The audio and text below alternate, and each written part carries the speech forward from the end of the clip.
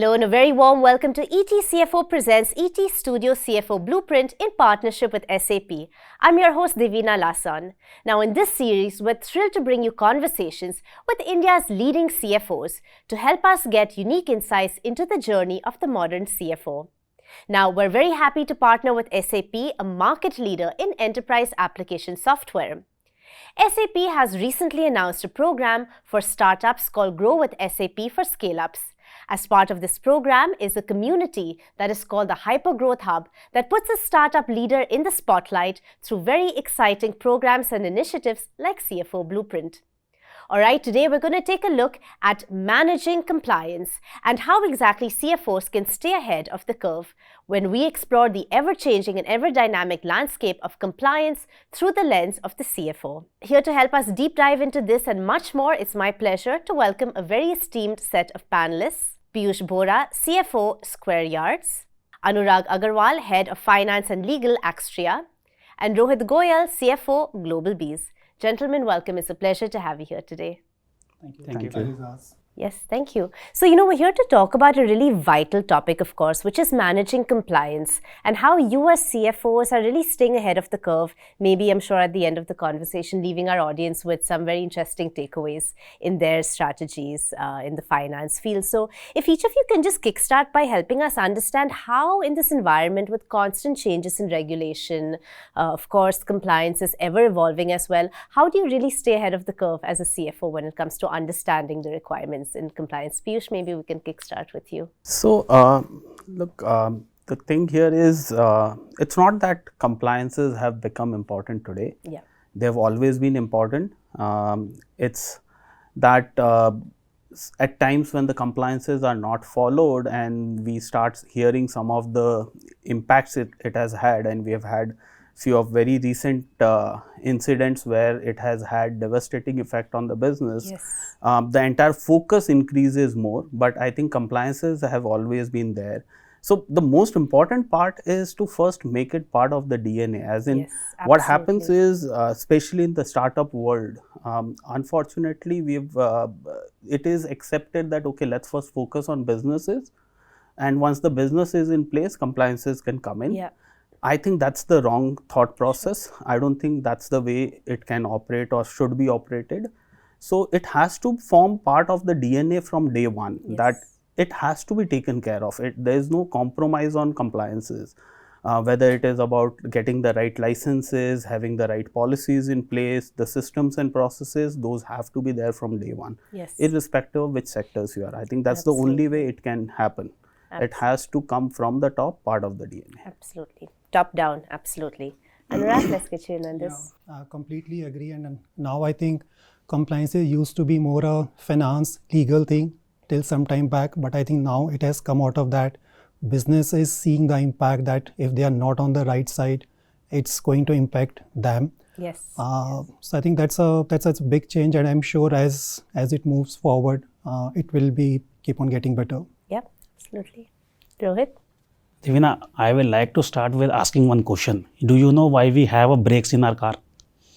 It's not just to stop the car. Rather, it gives the confidence to the driver that if at all he will drive speedily, he will be able to control the car speed, right? Yeah. And this is why the compliance comes into the picture. It gives a lot of confidence, to the investors that wherever they are kind of infusing their funds, they are not risking with their money. Rather, they are there to make the money out of it. Yes. And this is where compliance, gets more of the importance. At least this is how, I do feel like. Now, how to get them into part of a DNA, right? How to get them, part of our daily routine so that we don't, at the year end, we kind of keep on testing them, right? Yes, yes. See, the way we do is like we, keep on regularly reviewing our policies, right?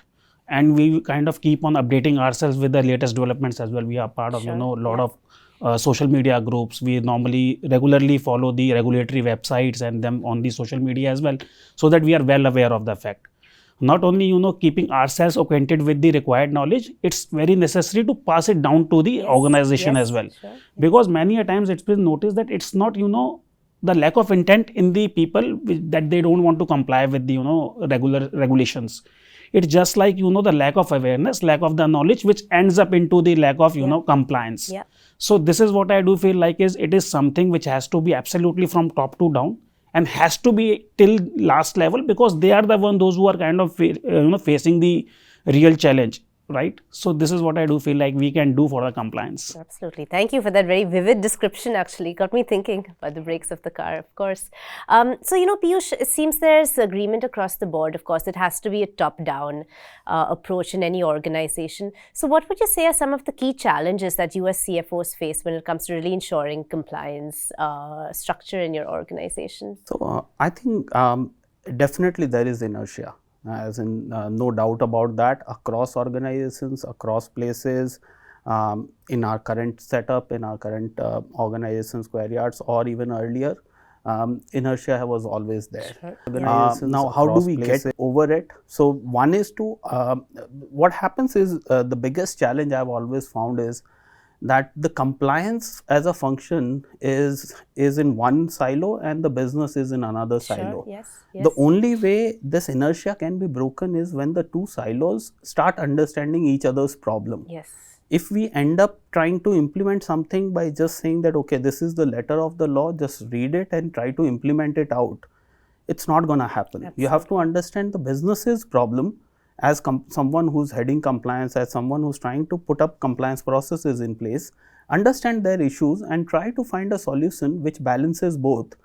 I'm sure we'll be able to get compliances accepted way better. As in very, just a quick example, even as a sector we operate in, very recently, about a year and a half back, anti-money laundering compliances became part of something which we were required to be taking care of. Yeah. So the first reaction from obviously our compliance head was that, okay, this is the law, this is the form, a 3-pager form of what needs to be filled on KYC, and this is come.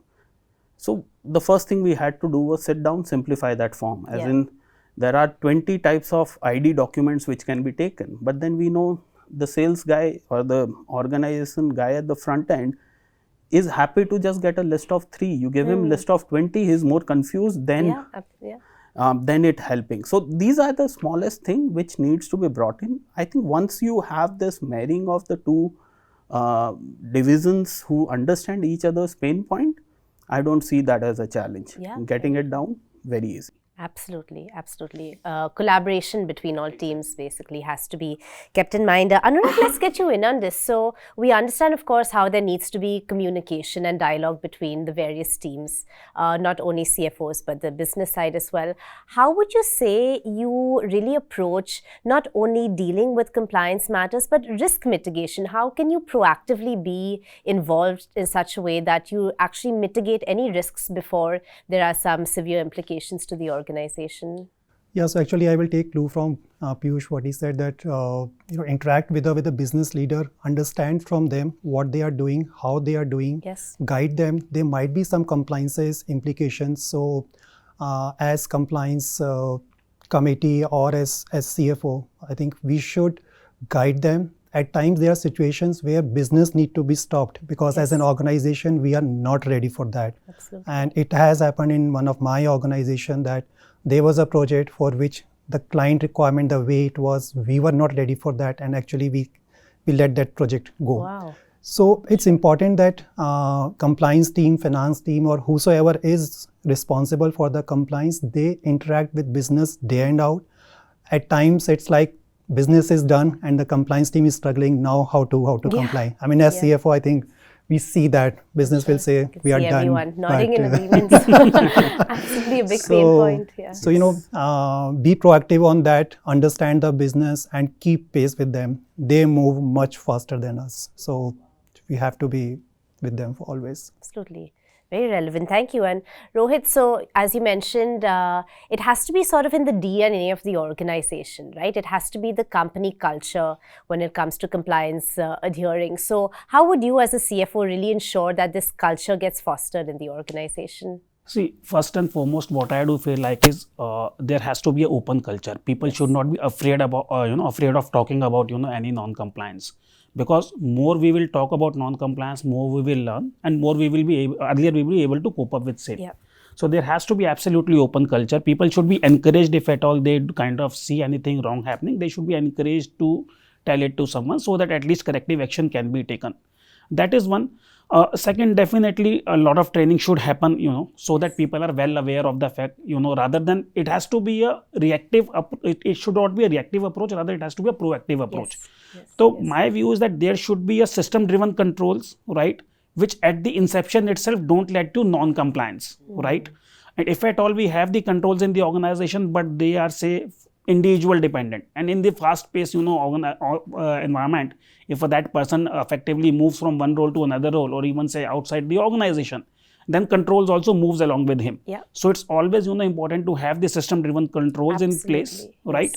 And slowly and steadily it gets into the DNA of the organization. One thing also that I have learned with over my experience is that better for us to be a part of the decision support system rather than taking that to be a post-mortem, right? So if at all any transaction is being discussed, be part of that transaction at the inception itself, so that non-compliance doesn't get into the picture itself. So this is where I do feel like cultural shift can help us to cope up with the non-compliance. Absolutely wonderful.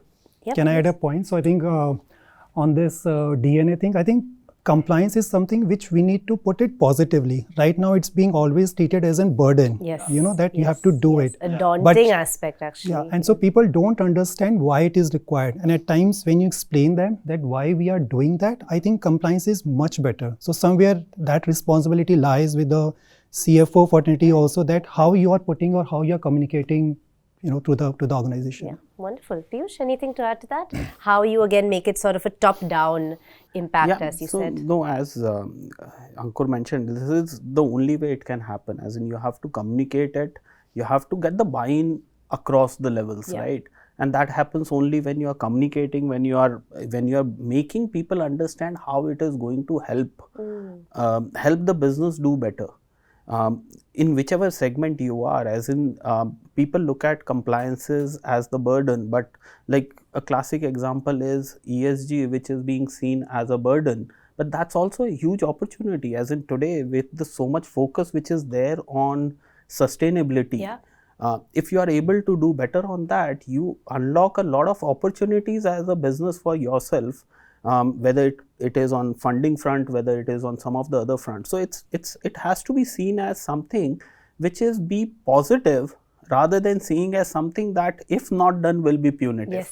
So that's the mindset change which you can only bring about by an open discussion with the top team, and then they percolating it down to their divisions. Absolutely. Open conversations clearly is the key. As you mentioned, Piyush, ESG, of course, no conversation on compliance can really be held without that. So just any insight you can share on how, again, you as a leader in your organization, how do you really sort of integrate the new ESG requirements when it comes to your approach to compliance? So I think the G part of ESG is something which probably all of us have been doing and had to do, especially everyone here who have an ambition to go listed. So the governance part was always required. Were there lacunas in the governance part, especially in the startup world? Yes, there were, and we have seen certain incidents and reports of how that has caused problem across, even bringing bad repute to the sector as a whole. But the governance part is something which was always given. Where really the bigger focus has come over the period is on the sustainability front.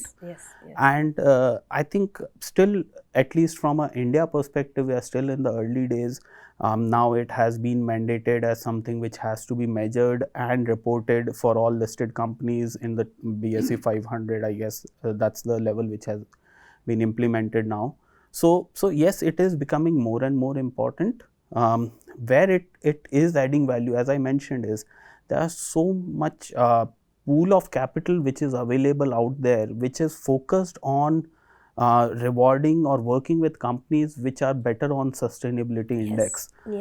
This capital helps you, eases the access to capital, reduces the cost of capital. So this is one very easy segment, as in real estate is one area which people talk about, that real estate can, if it turns green, it is one of the largest impact on the sustainability. I am from the real estate space, as in, although we do not directly impact because of most of it is in the construction period where the developers come into play. But then a lot of work we are also doing with developers, wherein we are talking about that if you improve upon your green index, the kind of funding which you can unlock, and there are developers who have been able to do that and they have seen the benefits of it. Sure, yeah. So that's really how it has to be seen. It is critical. I think it's our responsibility as a generation, the kind of world we want to leave behind for our kids. So I don't think it has to be seen purely as a burden. Absolutely. It's a moral responsibility, and I would say it's a rewarding responsibility end of the day. Some great takeaways for the viewers, actually. Thank you for that. Also, gentlemen, in this digital era that we're living in, there's no conversation we can have also without talking about the role of digitization and the impact that all the new tools and all the emerging technology is having in every function in an organization. And I'd love to know a little bit about how, from the CFO's perspective, you're really tapping into the new technology resources that are available out there to, in this case, streamline your compliance processes. Anurag, any insight you can share with us? Yeah, I think in this complex world where I think recently there was a news in Times of India only that there are about 70,000 compliances which any company has maybe doing, depending upon in which average, area they are. Yeah. I guess digital is the only way that by which any company can work upon that. It can help in getting the right information at the right time, so that you get time to act on that, and having some tools where you can track the compliances, hold people accountable, see the tracking, and you can do the reporting also. With Gen AI coming in, I think it will take to the next level where you would be able to analyze and see what exactly you need to do, how we are doing. I think digitization is something where compliance, we can't survive that. Yes, absolutely. Anything you'd like to add, Rohit? See, without technology and digitization, I don't feel that now it will be possible to even, sustain. Yeah, this is what I do feel like, right?